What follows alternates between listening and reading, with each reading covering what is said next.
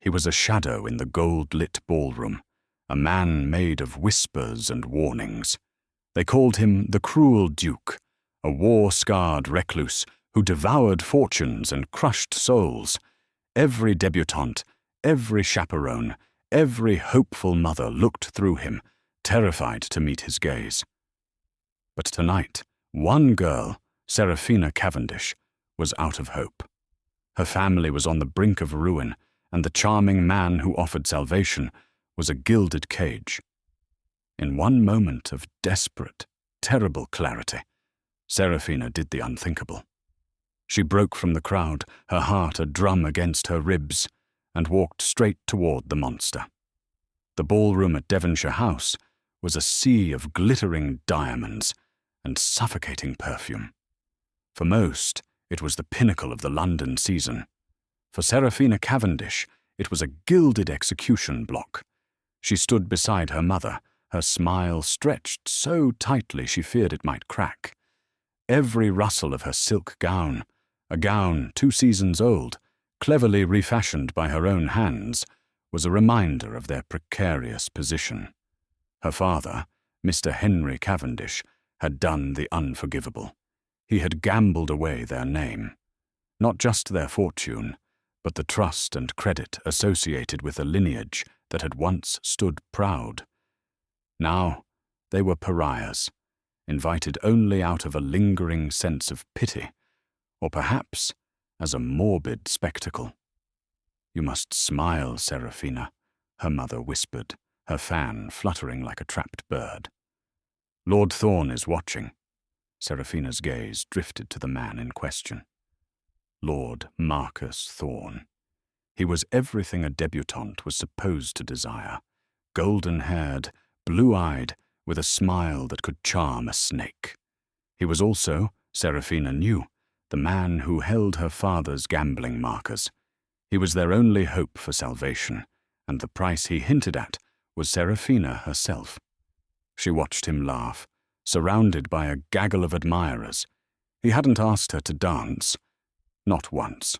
He was toying with them, letting their desperation ripen, letting the ton see just how far the Cavendishes had fallen. Her stomach churned. This wasn't salvation. It was ownership. Then the orchestra seemed to falter. A hush fell over the room, a wave of cold air cutting through the heat. He had arrived. Arthur Blackwood, the Duke of Rothaven, stood in the arched doorway.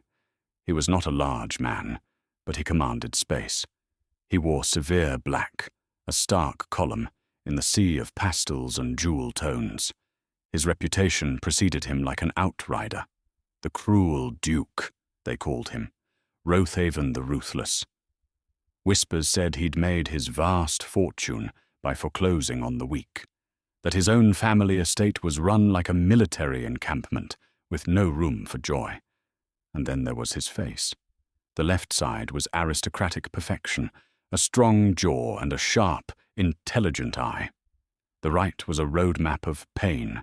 A long, jagged scar, poorly healed, ran from his temple, across his cheekbone, and disappeared into his collar. A relic from the war, they said. It pulled at the corner of his eye and his mouth, giving him a permanent, unnerving sneer. He didn't mingle. He didn't bow. He simply moved to a shadowed alcove, a glass of brandy appearing in his hand, as if by magic, and he watched. "Ghastly," Seraphina's mother murmured, shielding her eyes. "To show himself in polite society. It's an affront." Seraphina said nothing. She watched him, too. He was not a part of their world. He was an observer, a predator on the edges of the herd. He made no pretense of enjoying himself, his gaze sweeping the room with a cold, analytical disinterest. It was a gaze that missed nothing. Her attention was torn away by a low, desperate sound. "Seraphina, my dear." It was her father. He was pale, his cravat askew. Behind him stood 2 grim-faced men in drab suits. They were not guests. They were creditors. One of them, a Mr. Finch, spoke just loudly enough for those nearby to hear. "Mr. Cavendish, a word outside. Your creditors grow impatient. We were told you would have a solution tonight." The blood drained from Seraphina's face. Here? They were accosting him here? The humiliation was absolute. People were turning, whispering, their fans now hiding smirks, not modesty. "Now, see here," her father blustered. "This is hardly the place." "It is the only place," Finch countered, "as you have not been at your home for a week." Suddenly, a smooth, charming voice cut through the tension. Gentlemen, surely this can wait." Lord Marcus Thorne stepped in, placing a proprietary hand on Mr. Cavendish's shoulder. He smiled at the creditors, a smile of pure, condescending power. "Mr. Cavendish is an associate of mine. Perhaps his accounts can be settled through my man of business in the morning. A momentary lapse, I am sure." Mr. Finch, seeing the richest eligible bachelor in London, suddenly became obsequious. "My Lord Thorne? Of course. We meant no disrespect. Tomorrow, then." The men bowed and melted back into the shadows. Her father looked nauseatingly relieved. "My lord, I am in your debt." "Think nothing of it, Henry," Thorne said, his voice carrying. He then turned his brilliant blue eyes on Seraphina. "A family must stick together, must it not?" His gaze lingered, possessive and triumphant. He had just bought them. He had just demonstrated, in front of the entire ton, that Seraphina Cavendish was his property, to be rescued and claimed. Seraphina felt bile rise in her throat. She looked from Thorne's perfect, smiling face to her father's weak gratitude, to her mother's desperate relief. She was trapped. She was a prize in a transaction, a lamb sold to stop the wolves. Her eyes fled across the room, seeking escape, and they landed on the one person who wasn't part of this charade. The Duke of Rothaven. He was still in his alcove, but he was no longer surveying the room. His dark, unsettling gaze was fixed, with terrifying precision, directly on her. He had seen it all. The creditors, the rescue, the silent, sickening transaction. And for the first time, Seraphina didn't see coldness in his eyes. She saw recognition, as if he, too, knew exactly what a gilded cage looked like. The orchestra struck up a new waltz. Lord Thorne, having performed his chivalrous duty, preened. He bowed to Seraphina, the very picture of a saviour. "Miss Cavendish, now that the unpleasantness is dealt with," he murmured, his voice a silken purr, "I believe you owe me a dance." It was not a request. It was a command. A down payment. Seraphina looked at his outstretched hand. Behind him, her mother was nodding frantically, her eyes pleading, "Take it. Save us. Be grateful."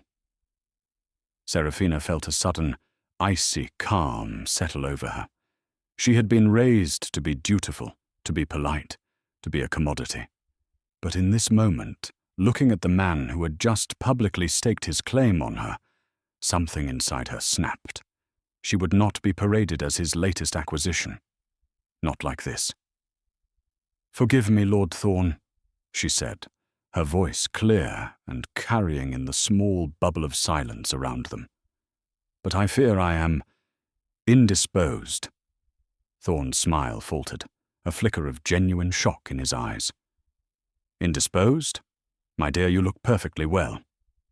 "A headache, my lord. The heat of the room," she lied, pressing her fingers to her temple. "I believe I must find a seat. Please excuse me." Before he could protest, before her mother could hiss her name, Seraphina turned and walked away. She didn't walk toward the retiring room. She didn't walk toward the lemonade table. She walked, with a purpose that felt both insane and liberating, straight across the polished floor. The ton watched. They had seen her accosted by creditors, saved by Thorne, and now they watched her snub him. It was a scandal unfolding in real time, Where was she going? Serafina didn't slow. Her heart hammered so hard she thought it might break through her ribs, but her steps were even. She felt the weight of hundreds of eyes. She felt Lord Thorn's gaze, which she knew would be murderous. She felt her mother's, which would be horrified. She stopped directly in front of the shadowed alcove. The Duke of Rothaven looked up. He hadn't moved. He was exactly as she had left him, a pillar of darkness.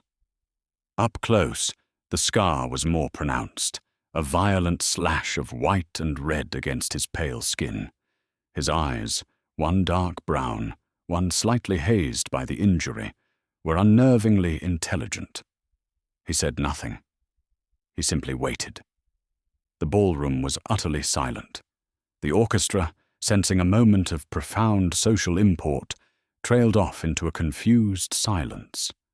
Serafina curtsied. It was a deep, flawless gesture. "Your Grace," she said, her voice shaking only slightly. The Duke inclined his head, a bare millimeter of movement. "You seem to be the only other person in this room," Serafina continued, her voice gaining strength, "who finds this suffocating." A flicker of something, surprise, amusement, passed over his stern features. "I am not known for my love of crowds, Miss Cavendish." His voice was low, a rough gravel that was oddly pleasant. "Nor I, it seems," she replied. "But I find I cannot bear to sit and be scrutinized any longer, and I cannot bear the thought of dancing with a man I dislike." This was it, the precipice. "So I came to a startling conclusion," she said, finally meeting his gaze squarely. "If I am to be ruined, let it be on my own terms." She held out her hand. "Your Grace, Arthur Blackwood, Duke of Rothaven, would you do me the honor of a dance?" A collective gasp echoed through the room. It was more than a breach of etiquette. It was madness. A debutante, especially a compromised one, did not approach a gentleman. She never approached the cruel Duke. The Duke stared at her outstretched hand. He looked at her face, searching for something, mockery, perhaps, or pity. He found neither. He found only a desperate, defiant honesty. Lord Thorn, recovering from his shock, began to stride towards them, his face a mask of thunder. "Serafina, what is the meaning of this? Come away from that man." But he was too late. Very slowly, the Duke of Rothaven set his brandy glass down. He ignored Thorn as if he were a fly. He looked at Serafina, and he nodded. "Miss Cavendish," he said, his voice cutting through the silence. "The honor is mine." He took her hand. His own was bare, warm and calloused. He led her onto the empty dance floor. He signaled the orchestra leader, who scrambled to start the music. A waltz began. As he put his hand on her waist, the entire ballroom seemed to exhale in disbelief. Lord Marcus Thorn stood frozen, his face purple with a rage he could not show. Serafina's mother looked as if she might faint. Serafina Cavendish was dancing with the cruel Duke. They were a spectacle, a fallen angel and a rumored devil, turning in perfect time in the center of a stunned, silent room. The Duke was an unexpectedly excellent dancer. He was precise, strong, and guided her with a confidence that left no room for error. He did not hold her too tightly, nor too loosely. It was a formal, correct, and utterly scandalous embrace. Serafina kept her eyes on his cravat. She could feel the heat of his gaze on her, but she dared not meet it. The silence between them stretched, filled only by the music and the furious, frantic whispering from the edges of the room. "You have made an enemy of Lord Thorn," the Duke said finally. His voice was low, for her ears only. "I believe he was my enemy long before tonight," Serafina replied, her voice steady. "He simply prefers to smile while he holds the knife." This, at last, made the Duke look at her with genuine interest. "You are not like the others, Miss Cavendish. They look at him and see a savior. You see a predator. I see a man who uses debt as a leash," she said, bitterness lacing her words. "And I refuse to be collared. Yet you came to me, a man they say feeds on the debts of others. Are you not simply trading one leash for another?" She finally met his eyes. The scarred side of his face was to the light, and she saw it clearly. It was not grotesque, as the gossips claimed. It was just a wound, a part of him. "I don't know what you are, Your Grace," she said honestly. "The Tun says you are cruel, but tonight you were the only one who watched my family's humiliation without a smirk. You didn't see sport. You saw the truth. The truth is a dangerous thing to see," he said, his expression unreadable. "It is more dangerous to ignore," she countered. He guided her through a complex turn. "Why did you ask me to dance, Miss Cavendish? Not for honesty, for defiance?" "Yes," she admitted. "Partly. I was desperate and I was angry. But also, I was curious. Curious. I was told you were a monster. But monsters do not look at a trapped animal with recognition. They look with hunger. When you looked at me, you did not look hungry." A muscle in his jaw tightened. He seemed to search for words, a rare occurrence for a man known for his cutting, brief pronouncements. The music began to swell to its close. "You are playing a game you cannot win, Miss Cavendish," he warned, his voice soft. "Thorn is not a man to be snubbed. He will ruin your father. Completely." "He will do that anyway," she said, a cold certainty settling in her. "He will simply own us while he does it. This—" She looked around at the staring faces. "This was the only move I had left to make." The music ended. They stood a moment, separate from the rest of the world. The Duke bowed, a formal, correct gesture. "Thank you for the dance, Your Grace," Serafina said, curtsying. "The pleasure," he said, and the word sounded foreign on his lips, "was mine." He did not escort her back to her mother. That would have been too much. He simply released her hand and retreated to his alcove. The spell was broken. Serafina turned and walked, head held high, through the sea of whispers, back to her mother, who was fanning herself with a ferocity that threatened to tear the silk. "You have ruined us," her mother hissed, pulling her into a corner. "You have ruined everything. Snubbing Lord Thorn, dancing with him. We will be a laughing stock. We are finished." "We were finished before we arrived," Serafina said, her voice flat. Lord Thorn did not approach them. He was seen leaving the ballroom moments later, his face pale with fury. They left soon after, their departure a quiet, shameful affair. Serafina sat in the carriage, silent, as her mother wept, and her father stared blankly out the window, already calculating his next desperate move. Serafina felt nothing. Not triumph, not fear. Just a strange, hollow emptiness. She had acted, and now the consequences would come. The next day passed in a haze of dread. No one called. The post brought no invitations, only more bills. By afternoon, Serafina was certain. Her mother was right. She had destroyed them. Then, at 4 o'clock, a carriage arrived. It was not the garish yellow of Lord Thorn's equipage. It was a severe, immaculate black carriage, emblazoned with a crest, a raven clutching a key. Rothaven. A footman, Mr. Davies, in the Duke's livery, stepped out. He did not knock. He simply handed a thick, cream-coloured envelope to the butler. Serafina's mother snatched it. "What is this? A bill? Is he suing us?" She tore it open. It was not a bill. It was a single, stiff card. "Miss Cavendish, you left your fan. I have it at my library. You may retrieve it tomorrow at 10. Rothaven."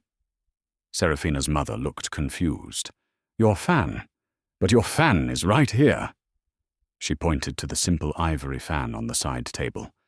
Seraphina's heart skipped. It was a summons, a pretext. He wanted to see her. Rothaven House was on a fashionable square, but it seemed to absorb the light around it. While other homes were bright and airy, Rothaven House was a fortress of dark stone, its windows like suspicious eyes. Seraphina, having lied to her mother about an errand to Hookham's library, presented herself at the door at precisely 10 o'clock. She was shown in, not by a butler, but by the same valet who had delivered the note, Mr. Davies. He was a stern-looking man, with an old sabre cut on his chin. "Miss Cavendish, His Grace is expecting you." The interior was not opulent. It was functional.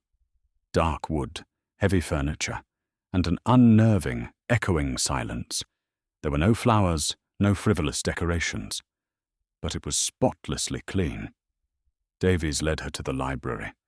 It was the only room in the house that seemed truly alive. Books lined the walls from floor to ceiling, thousands of them. A fire crackled in the hearth, and in a pool of sunlight from a tall window, the Duke of Rothaven sat at a massive desk, writing in a ledger. He did not stand when she entered. He merely finished his line of script, sprinkled sand on the ink, and blew it away. "Miss Cavendish," he said, motioning to a chair. Davies melted from the room, closing the heavy doors behind him. They were alone. "Your Grace," Seraphina said, sitting on the edge of the leather chair. "You said I left my fan." He pointed with his quill to a small, exquisite fan on his desk. It was mother of pearl and lace. It was not hers. "I said a fan," he corrected. "A pretext. I find polite society relies on them." He leaned back, his chair groaning. "I do not like liars, Miss Cavendish, so I will not be one. I summoned you because your actions last night were inexplicable, and I do not like the inexplicable. What would you like explained, Your Grace? You knowingly sacrificed your family's last chance at salvation. You snubbed the man who holds your father's life in his hands, and you did so by aligning yourself with me, a man who could offer you nothing but social ruin." "Why?" Seraphina gripped her hands in her lap. "Because I will not be bought. I would rather my family go to the Fleet prison as free people than live in a palace as Lord Thorn's property." The Duke was silent for a long moment. He studied her, his gaze so intense it was almost physical.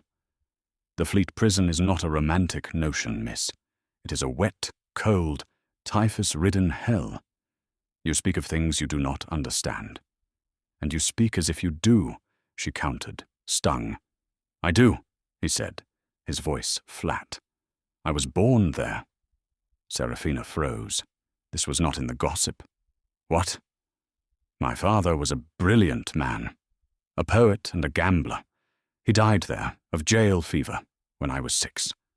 My mother died a year later.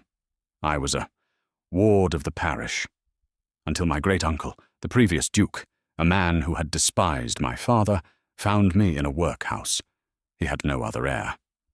So he took me, the gutter rat, and educated me." He gestured around the room. "I was taught to be a duke, but I have the memory of a debtor." Seraphina was speechless. This man, this cruel duke, understood her family's plight better than her own father. "Which brings me," the Duke continued, "to Lord Marcus Thorn." He turned the massive ledger on his desk toward her. It was open to a fresh page.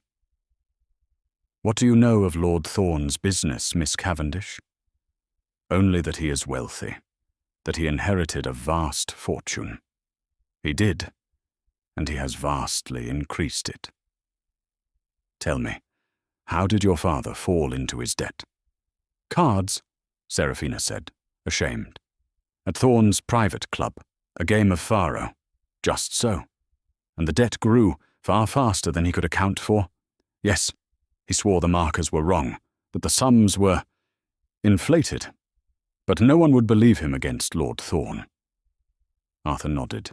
He opened a drawer and pulled out another, smaller book. He slid it across the desk. This is a list of men your father played with. Mr. Silas Croft, a Mr. Bennet, a Captain Finch. I have heard my father curse those names. They are not gentlemen. They are sharps, professional cheats in Thorn's employ. They lose to Thorn to build his reputation, and they skin men like your father alive. The markers are, indeed, inflated. Forged, to be precise. Your father is not a fool, Miss Cavendish. He is a victim. Seraphina felt a dizzying wave of relief, followed by rage. But we can't prove it. It's our word against his. Exactly, Arthur said. He tapped the large ledger. This is my hobby, Miss Cavendish. Not parties, not racing. This, a ledger of Lord Thorn's finances. I have been acquiring the debts he holds, the families he has ruined, the properties he has seized. You buy their debts? I do. The Ton calls me cruel because I foreclose on properties. They are right. I am ruthless. But I am only ruthless with him. The twist. It hit Seraphina like a physical blow. You're not ruining families, she whispered, her eyes wide. You're hunting him. Thorn is a cancer, Arthur said, his voice dropping to a low, cold monotone. He doesn't just gamble. He preys. He finds a weakness, a desperate father, a sick wife, and he leverages it until he owns everything. He uses forgery, blackmail, and usury. And he tapped the ledger. I am building the case. Why? She asked. What did he do to you? Arthur's hand instinctively went to the scar on his face. This, he said. This was not a gift from the French at Waterloo. This was a gift from Thorn. But he was never in the army.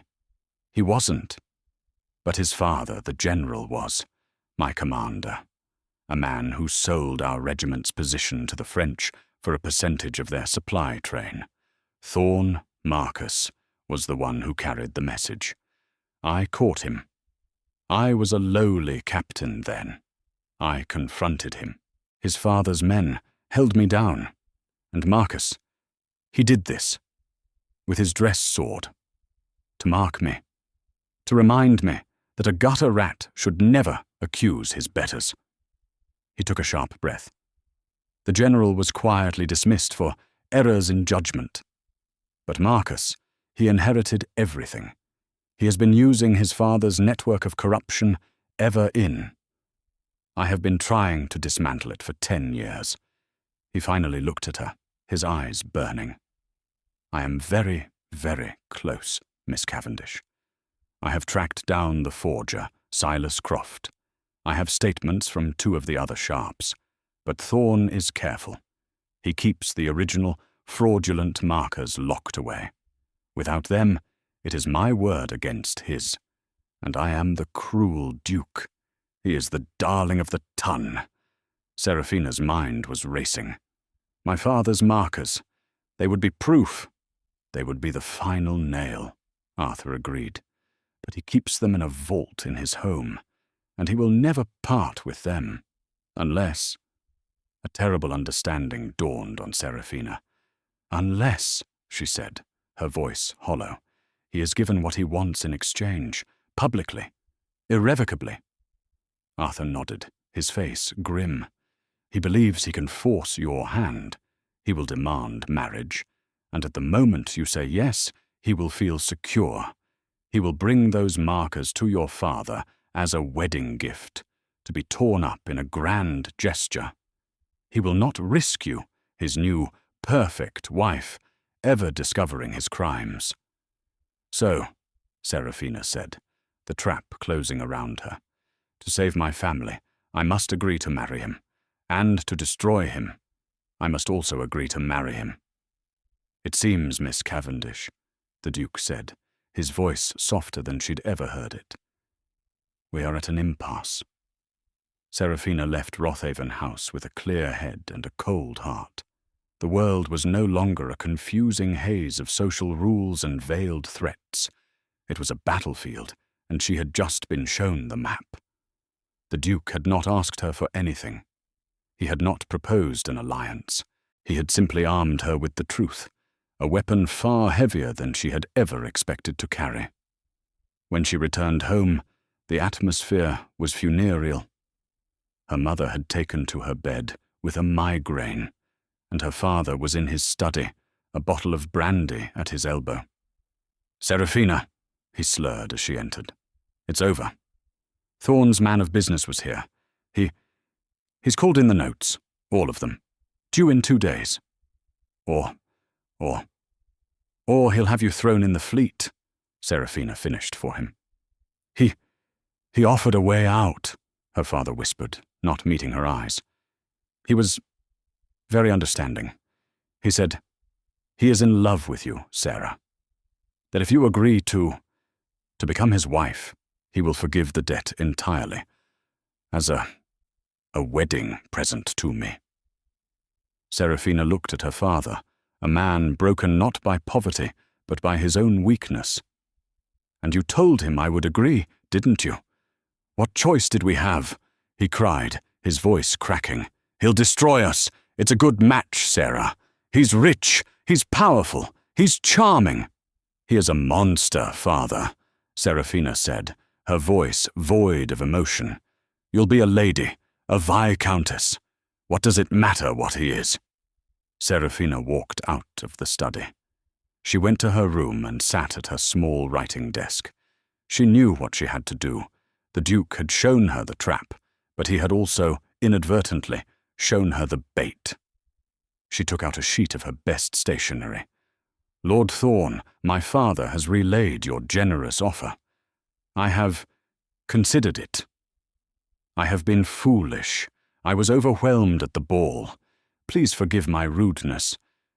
I would be honored to discuss it with you. You may call on me tomorrow at noon. S. Cavendish." She sent the note. The next 24 hours were the longest of her life. At precisely noon, Lord Marcus Thorne's carriage arrived. He was shown into their parlour, the one room they still kept presentable. He was all charm and contrition. "My dear Miss Cavendish, Serafina, I fear I was too." "Forward," he said, taking her hand and brushing his lips against her knuckles. His touch made her skin crawl. "Your father's predicament. It made me bold. I only wish to protect you, to protect your family."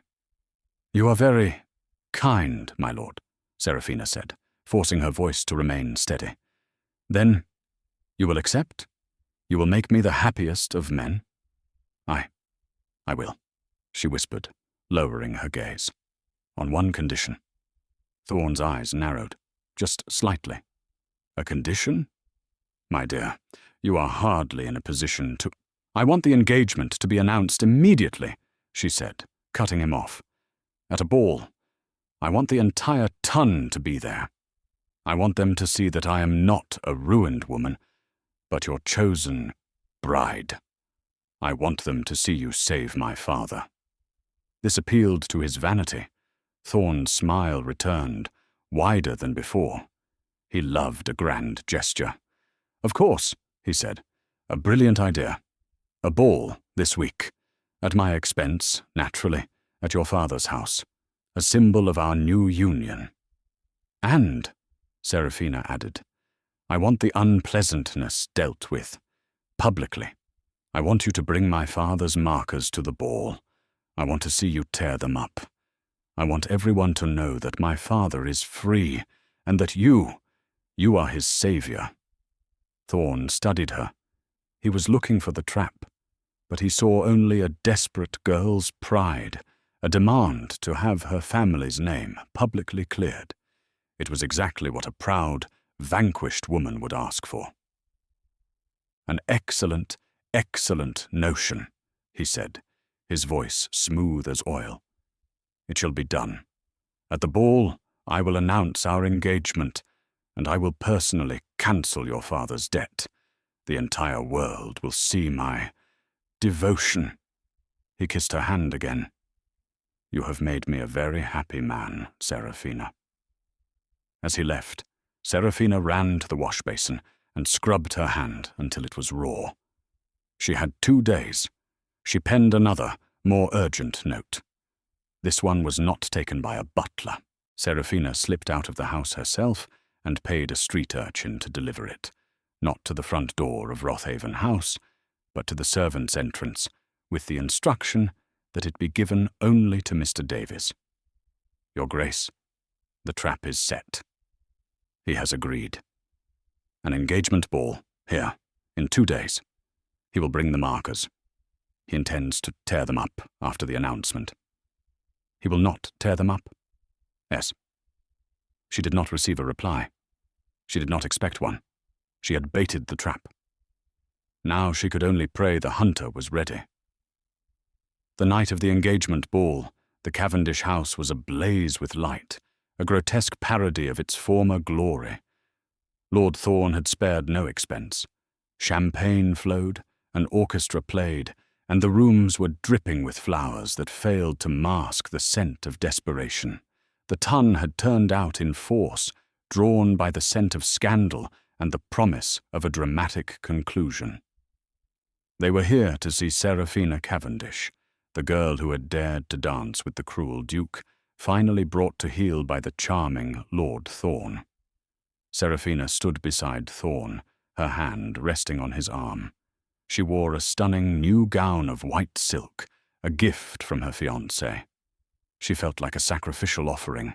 Thorn was triumphant, accepting congratulations, his blue eyes glittering with possessive pride. "You see, my dear," he whispered in her ear, his breath warm and repulsive. "This is so much better than ruin. You are the envy of every woman here."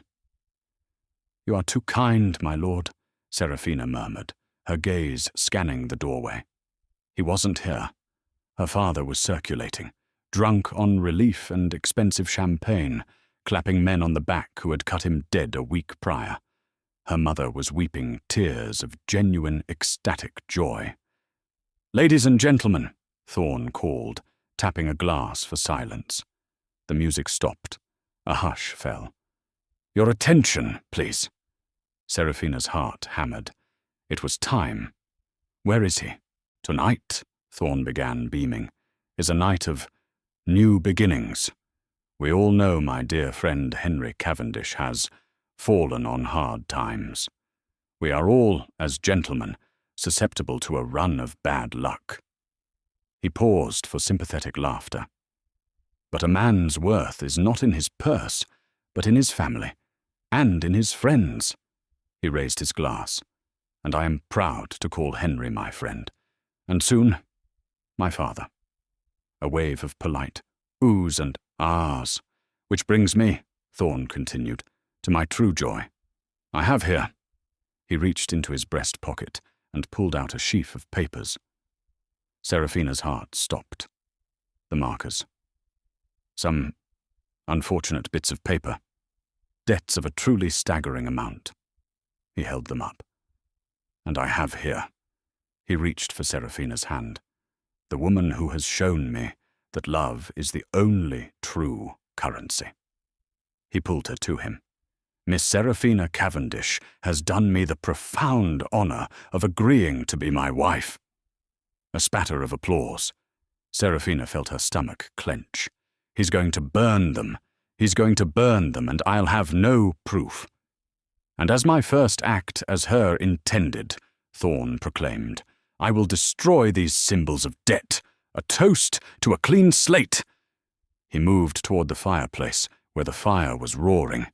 "No," Seraphina said, too loudly. Thorn paused, annoyed. "My dear." Don't burn them," she improvised, her mind racing. "Give them to my father. Let him have the pleasure of throwing them in the fire. It is his burden to release." Thorn, caught in his own performance, could not refuse such a touching request.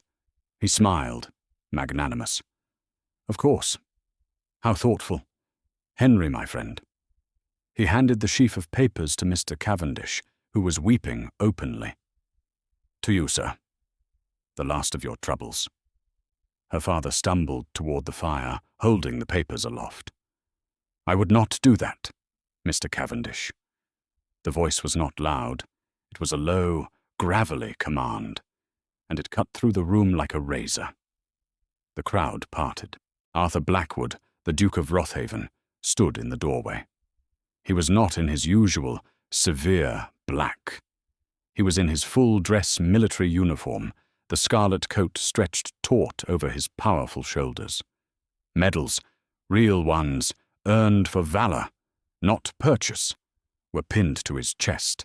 His scar in the bright light looked less like a flaw and more like a warning. He was not a shadow. He was a reckoning. Thorn's face went white. Rothaven, you are not welcome here. This is a private— I am not here as a guest, Arthur said, taking a step into the room. His valet, Mr. Davies, stood behind him, along with 2 other men.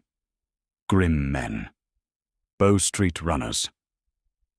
Mr. Cavendish, Arthur commanded, his voice ringing with authority. Do not burn those papers. They are not debts. They are evidence. What is the meaning of this? Thorn roared, his charm evaporating, revealing the snake beneath. This is slander. Seize him. No one moved.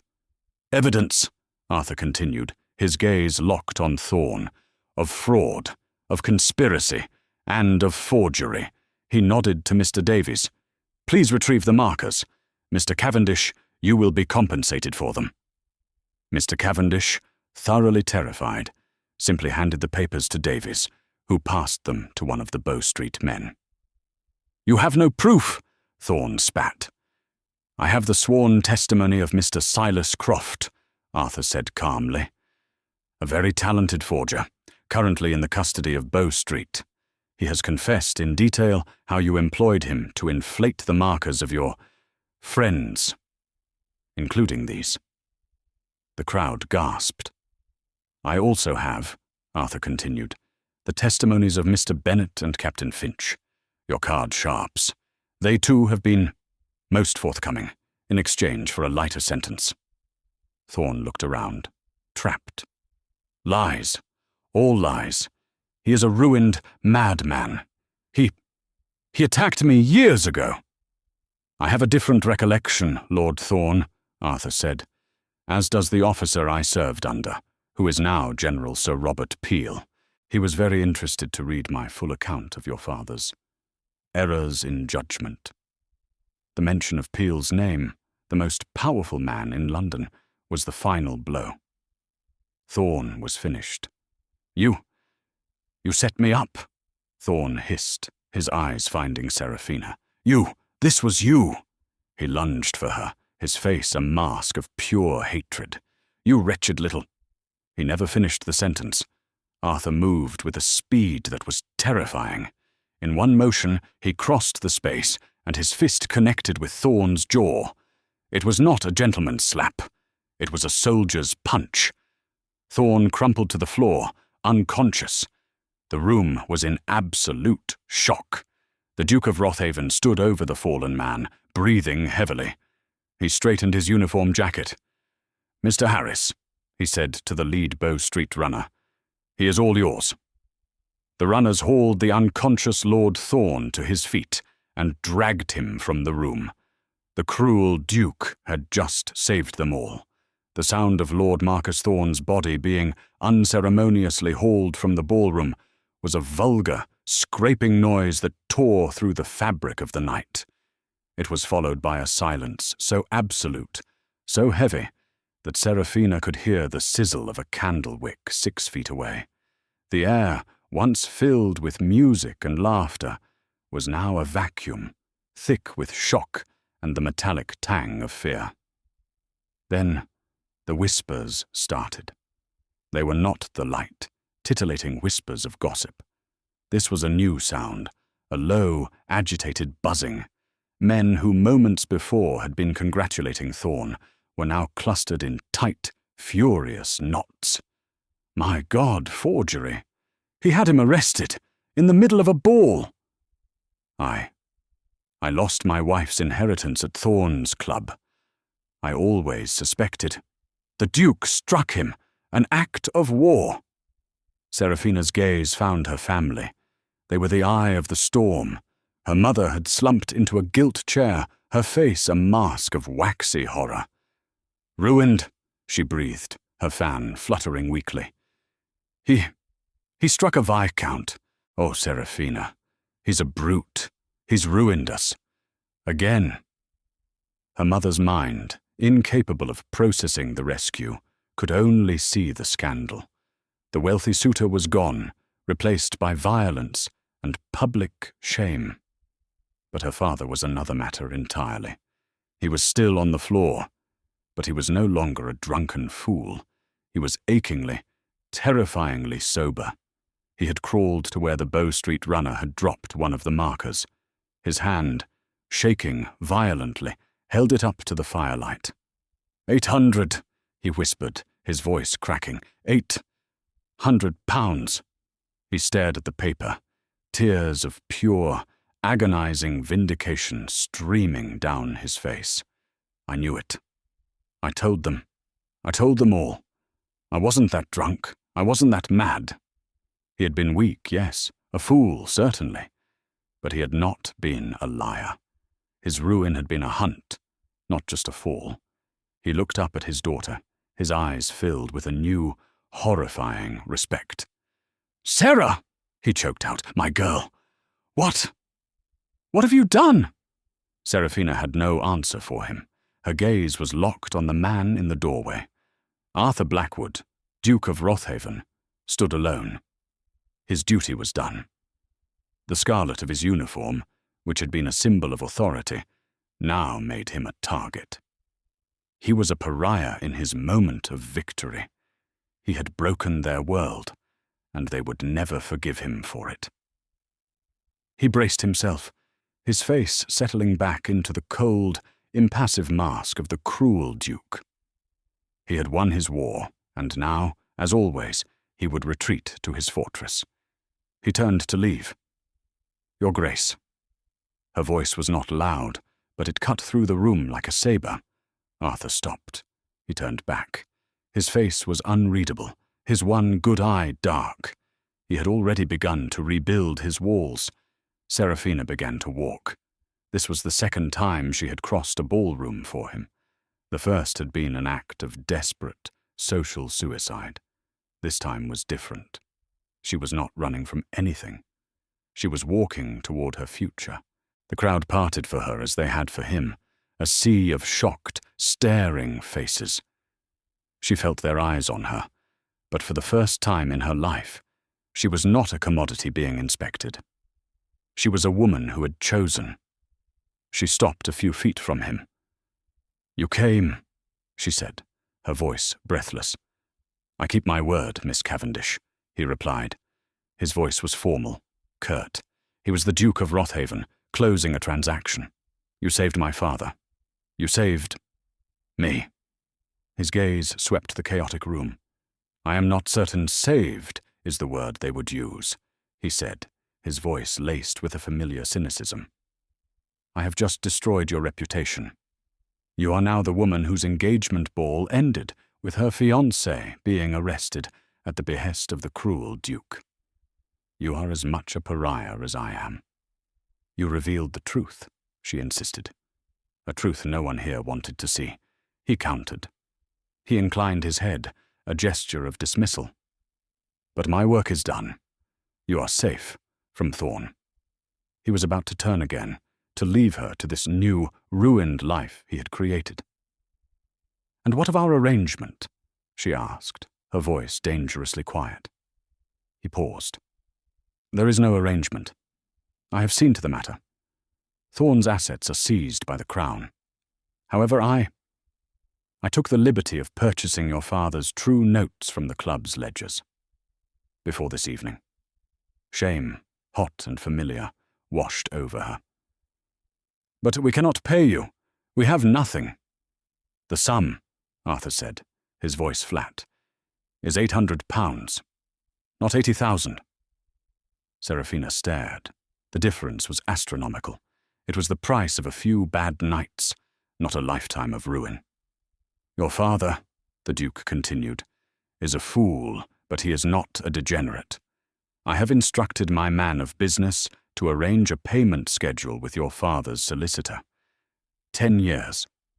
I will not press the matter. He looked at her, his gaze intense. You are free. He has no hold over you. No one does. He said it like a judgment. You are free. It was the one thing she had craved. He was giving it to her. He had solved her problem and was now erasing himself from her life. His ledger balanced. She looked at this man, this complicated, scarred, and terribly lonely man. He had given her back her life, and he was about to walk out of it, leaving her with what? A negligible debt and a ruined reputation. So that is it, she said, and she was shocked by the sudden, cold anger in her voice. You give me my freedom and you just walk away. You go back to Rothaven House, back to your shadows, back to your ledgers. His face tightened. That is my life, Miss Cavendish. It is what I am. Is it? She challenged, taking a step closer. The tongue was straining to hear. You are the man who spent 10 years hunting a monster. You are the man who was born in the Fleet prison and became a duke. You are the man who looked at me in that ballroom and saw me when I was invisible to everyone else. That is not just a man who balances ledgers. He was breathing faster now. She was striking at the very foundations of the fortress he had built around himself. Your war is over, Arthur, she said, her voice softening. What will you do now? He looked lost, genuinely, achingly lost. I do not know, he admitted. He gestured to the stunned crowd. They will not forgive this. I will be more of a pariah than ever. And you? She asked. Will you forgive them for not seeing you? She took another step. She was close now. You are not a pariah, Your Grace. You are a hero. Arthur let out a bitter scoff. I am a brute. I just struck a man in front of his intended. He looked at her pointedly. In front of you. That is not what heroes do. You struck a criminal who was lunging at me, Serafina countered, her voice fierce. A man who forged and blackmailed and lied. I will not faint because you defended me, Your Grace. I am not that girl anymore. He stared at her. This impossible woman. This co-conspirator. She looked past him, to the corner where the orchestra was huddled, packing their instruments. Maestro! Her voice rang out, clear as a bell. The musicians froze. A waltz, if you please. The maestro looked at her, then at the Duke, his eyes wide with terror. This night was a powder keg, and she was asking him to light a match. He looked at Arthur Blackwood, the most powerful, terrifying man in London. The Duke gave a stiff, almost imperceptible nod. The musicians scrambled back to their places. A sound, thin and hesitant, began to fill the room. A soft, slow waltz. Serafina turned back to Arthur. She did not hold out her hand. She did not curtsy. She simply waited. It was not a request. It was an invitation, a challenge. He was torn. This was not part of the plan. The plan was expose Thorn, retreat, lock the door. His life was order, numbers and solitude. This was chaos. This was emotion. This was her. They will talk, he said, his voice a low gravel. Let them, she replied. They were talking anyway. At least now they will be telling the truth. And what is the truth, Serafina? He asked, using her name deliberately. She smiled, a small, slow, brave smile. That he was known as the cruel Duke, until she dared to dance with him. That was it. The final blow to his defences. He looked down at his scarlet uniform, the symbol of his war, his rank, his isolation. Very slowly he reached up and unbuckled the heavy, formal sword belt from his waist. He let it drop to the floor. The thud of the weapon hitting the polished wood was deafening. A collective gasp rose from the room. He was unarmed. Then he peeled off his white dress gloves, one finger at a time, revealing the calloused, warm, real hands she remembered. He stepped forward, closing the last bit of space between them. "Serafina," he said, and her name sounded rough, unused, as if he were speaking a foreign language. I do not know how. Not like this. Not without a war to fight." "Then I will teach you," she whispered. She placed her hand in his. "It is just like the last time. Only this time we are not hiding." He put his hand on her waist, and this time it was not the formal, correct embrace of their first dance. He pulled her close. His hand was firm, strong, possessive. It was not the hold of a partner. It was the hold of an anchor. As they began to move, the orchestra, seeing this unbelievable, legendary sight, gained confidence. The music swelled, becoming richer, sweeping, romantic. Serafina closed her eyes. She leaned her head just slightly, daringly, toward his shoulder. She could feel the solid, steady beat of his heart through the thick wool of his coat. He smelled of old books, clean linen, and something uniquely, indefinably Arthur. She wasn't afraid. She wasn't ruined. She had never, in her entire life, felt so safe. Arthur held her as if she were the only real thing in the room. He felt her, light but solid, in his arms. He had held ledgers. He had held weapons. He had held the weight of a 10-year vengeance. He had never held this. Hope. It was a terrifying, brilliant sensation. He felt the familiar pull of the scar on his face and braced for her to flinch away from it. She didn't. She leaned in. He looked over her head and saw the ton watching, but their whispers had stopped. They were simply staring. They were witnessing the birth of a legend. The cruel duke and the fallen debutante were not falling. They were rising. "My house is very quiet," Arthur murmured into her hair. Serafina tilted her head back to look at him. "I know. I have a library of 10,000 books," he continued, his voice low and intense, "and no one to read them with." "I am a very fast reader," she replied, her eyes shining. A slow, genuine smile spread across his face. It was a hesitant, rusty expression, but it transformed him. The scar did not look like a sneer. It did not look cruel.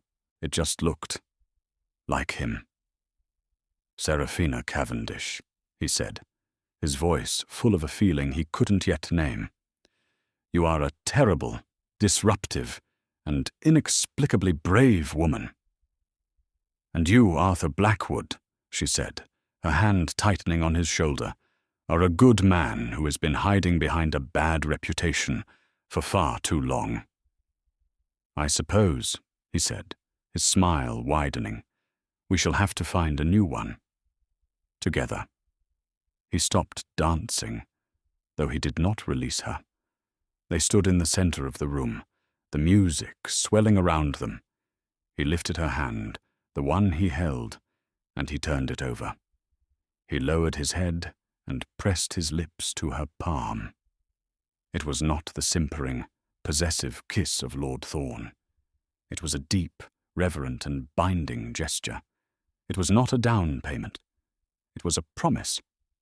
And as the entire London ton watched, the cruel Duke, at last, began his life. And that is where our story ends. Not with a perfect fairy tale wedding, but with something far more real. A dance.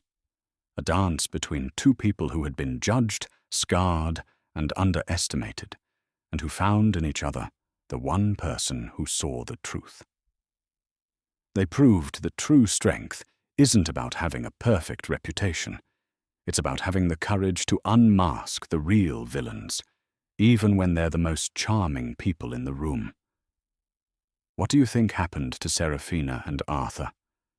Did they build a new life together, far from the whispers of the ton? Let me know your thoughts in the comments below. If you were moved by their story, please show your support by hitting that like button. It truly helps this channel. And if you love stories about hidden truths and dramatic twists, don't forget to subscribe and ring that bell. You won't want to miss the real-life drama we have coming up next. Thank you for listening.